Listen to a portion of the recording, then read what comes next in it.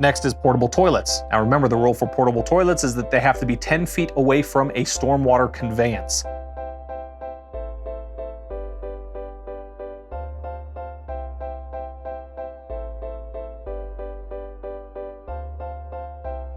They also need to be secured, okay?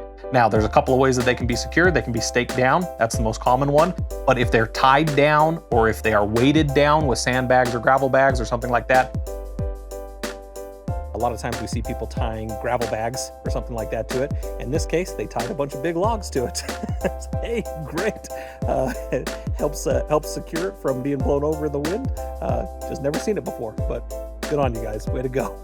Any way to keep them secure so that they don't blow over, which they will. They need to be secured from that. Now, if portable toilets have to be in a stormwater conveyance or on pavement, then they should be as far away from inlets as possible,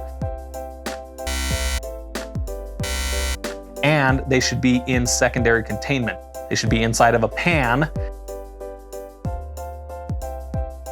that will contain any leaks or spills from the portable toilet.